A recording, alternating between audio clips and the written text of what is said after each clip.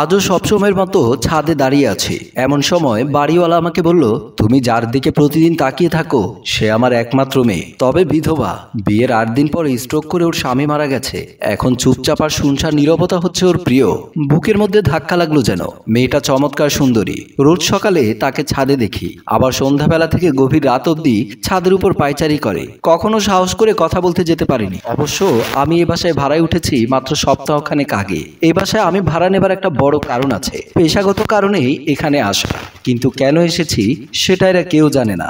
বললাম, আপনি তাকে আবার বিয়ে দেওয়ার চেষ্টা করেননি নাকি সবকিছু তার নিজের সিদ্ধান্তের উপর ছেড়ে দিয়েছেন? বাড়িওয়ালা বলল, একটা ছেলেকে পছন্দ করত, তাইশা তাকেই বিয়ে করতে চেয়েছিল, কিন্তু আমার কাছে সেই ছেলেকে নিজের একমাত্র মেয়ের জন্য যোগ্য মনে হয়নি। তাই তড়িঘড়ি করে আমি অন্য জায়গায় তাইশার বিয়ে ঠিক করি। আবির বলল, আপনার তো আর দ্বিতীয় কোনো মেয়ে নেই তাই না আঙ্কেল? বাড়িওয়ালা বলল, হ্যাঁ, তাইশাই আমার একমাত্র মেয়ে। তাইশার বড় ভাই স্পেনে থাকে। আমার মেয়েকে যতটা রাগী মনে করো, সে কিন্তু ততটা রাগী নয়। ওর মতো মিশুক মানুষ খুব কমই আছে। আবির বলল, তাইশার সেই প্রেমিকের কোনো খোঁজ জানেন? মানে আপনার মেয়ের এরকম পরিস্থিতিতে সেই ছেলে সাপোর্ট দরকার ছিল। সাপোর্ট পেলে সে হয়তো এতটা ডিপ্রেশনে যেত না। বাড়িওয়ালা আঙ্কেলের মুখটা বিমর্ষ হয়ে গেলেন। মেয়ের এক্স বয়ফ্রেন্ডের কথা জিজ্ঞেস করাতে কেমন যেন বিব্রত হয়ে গেলেন। মুহূর্তের মধ্যে গম্ভীর হয়ে তিনি বললেন, আমার মেয়ে গতকাল রাতে তোমার কথা জিজ্ঞেস করলো, তাই তোমাকে ডেকে আমার মেয়ের কথা জানালাম। তুমি তো জানো তোমার অফিসের ম্যানেজারের অনুরোধে তোমাকে আমি আমার বাসা ভাড়া দিয়েছি। আবির বলল, জি তা ঠিক আছে, কিন্তু আপনি হঠাৎ করে প্রসঙ্গ পরিবর্তন করে এইসব কেন বলছেন?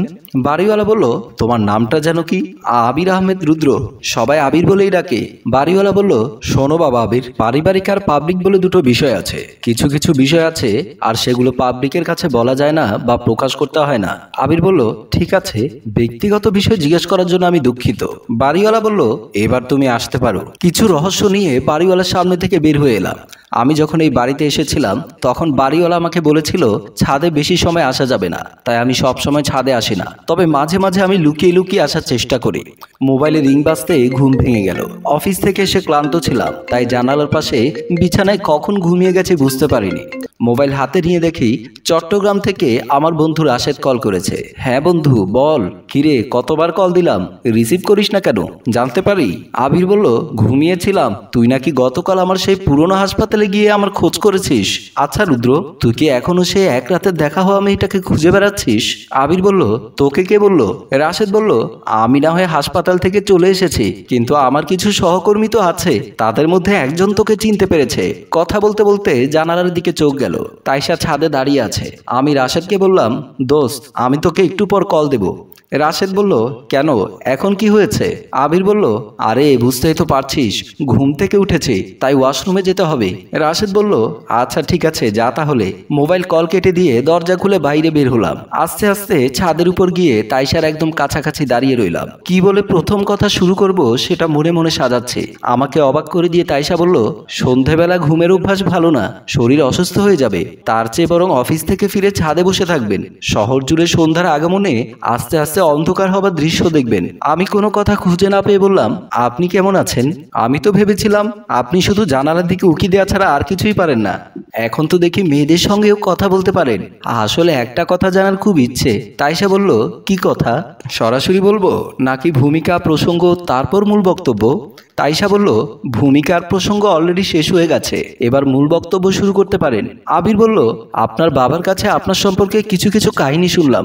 সবকিছুর মধ্যে আমার শুধু আপনার এক্স বয়ফ্রেন্ডের কথা জানতে ইচ্ছে করছে। তাইশা বলল, ওর কথা কেন, আর কি কি জানতে চান? আবির বলল, মানে সে কোথায় আছে? আপনি তার সঙ্গে বিয়ে করবেন না বলে কিভাবে মিটমাট করেছেন? সে আপনাকে পাবে না জেনে কিরকম আচরণ করেছিল? আপনার হাজবেন্ড মারা যাবার পর সে কি যোগাযোগ করেছে? তাইশা মুখ ঘুরিয়ে বলল, আজই আপনার সঙ্গে আমার প্রথম কথা শুরু, আর আজই আপনি এত কিছু জিজ্ঞেস করছেন? আপনার বাবার কাছে জিজ্ঞেস করলাম, তিনি অদ্ভুত আচরণ করেছেন, তাই আরো বেশি আগ্রহ দেখা দিচ্ছে। আর আমি একবার একটা বিষয় আগ্রহী হলে সেটা শেষ না হলে কোনো কিছু ঠিক মতো করতে পারি না। তাইশা বলল, সে আমার বিয়ের আগেই মারা গেছে। আশা করি তারপরের প্রশ্নগুলো আর কোনো উত্তর দিতে হবে না। প্রায় 2 মিনিটের মতো চুপচাপ দাঁড়িয়ে রইল।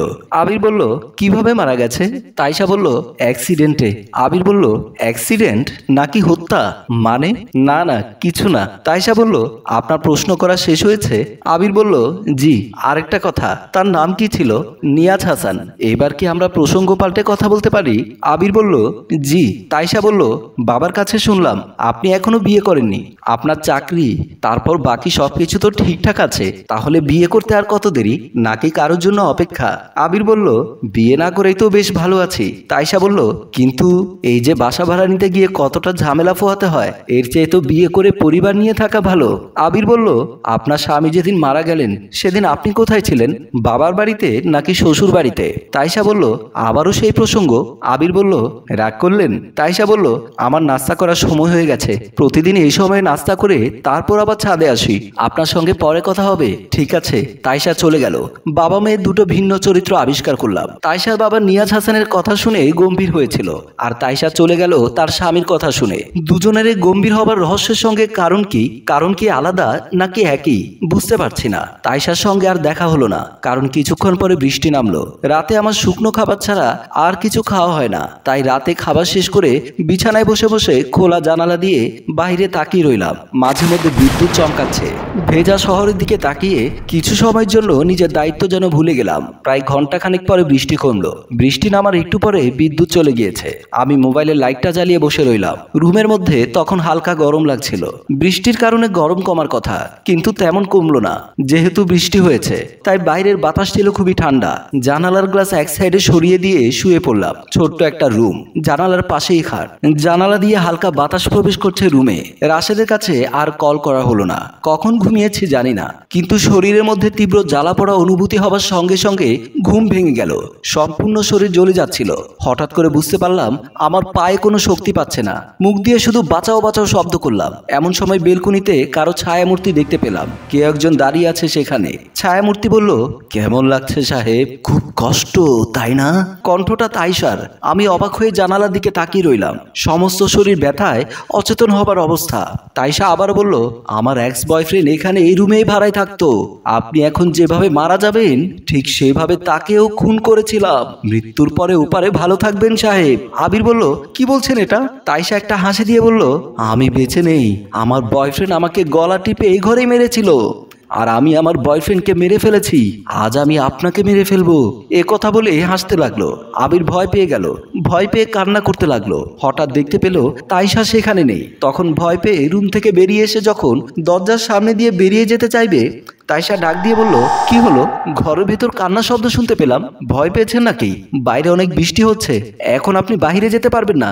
আবির বলল, আপনি মরে গেছেন, আপনি এভাবে কাউকে মেরে ফেলতে পারেন না। আমি আপনাকে আর কারো ক্ষতি করতে দেব না।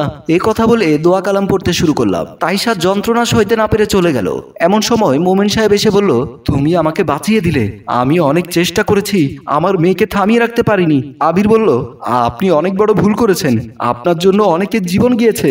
সম্মানিত ভিউয়ার্স, গল্পটি সম্পূর্ণ কাল্পনিক। গল্পটি ভালো লাগলে লাইক, কমেন্ট, শেয়ার করে পাশেই থাকুন। ধন্যবাদ।